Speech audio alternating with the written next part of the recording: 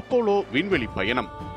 Apollo திட்டத்தின் கீழ் நிலவுக்கு ராக்கெட்டை அனுப்பும் இறுதி திட்டமான அப்போலோ 17 திட்டத்தை 1972ஆம் ஆண்டின் இதே நாளில்தான் நாசா செயல்படுத்தியது.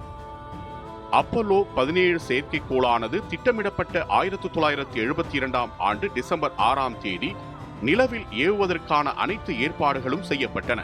அதன்படி அப்போலோ 17 செயற்கைக்கோளை ஏவுவதற்கான கவுண்டவுன் தொடங்கியதும் அதில் தொழில்நுட்ப கோளாறு இருப்பதை விண்வெளி ஆய்வாளர்கள் கண்டறிந்தனர். இதனால் அப்போலோ 17 விண்ணில் ஏவப்படுவது 2 மணி நேரம் 40 நிமிடங்கள் தாமதமானது. இறுதியில் 1972ஆம் ஆண்டு டிசம்பர் 7ஆம் தேதி இதே நாளில்தான் அமெரிக்காவின் புளோரிடா மாகாணத்தின் கென்னடி விண்வெளி தளத்திலிருந்து சாட்டர்ன் V ராக்கெட் மூலம் நிலவுக்கு செயற்கைக்கோள் ஏவப்பட்டது. அப்போலோ 17 விண்ணில் ஏவப்பட்ட போது அதனை பார்த்தவர்கள் வானில் செயற்கை சூரியன் உருவாக்கப்பட்டதாக பெருமிதம் அடைந்தனர்.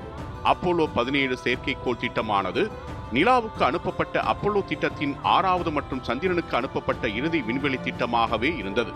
நிலாவில் உள்ள நிலப்பரப்பை விரிவாக ஆராய்ச்சி செய்தல், புவியியல் மாதிரிகளை சோதனைக்கு உட்படுத்துதல், வாயு, நிலவின் வெப்பநிலை உள்ளிட்டவற்றை விரிவாக ஆய்வு செய்யும் நோக்கத்தோடுதான் இந்த அப்போலோ 17 செயற்கைக்கோள் நிலவிற்கு அனுப்பப்பட்டது.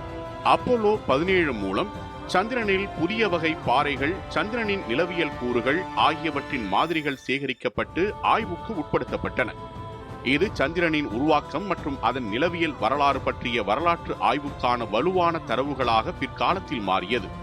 அப்போலோ LM மூலம் நடத்தப்பட்ட ஆய்வானது நிலவின் மேற்பரப்பு பரிசோதனைகள், நிலவின் சுற்றுப்பாதை அவதானிப்புகள் ஆகியவற்றை துல்லியமாக ஆய்வு செய்ய வழிவகுத்தது.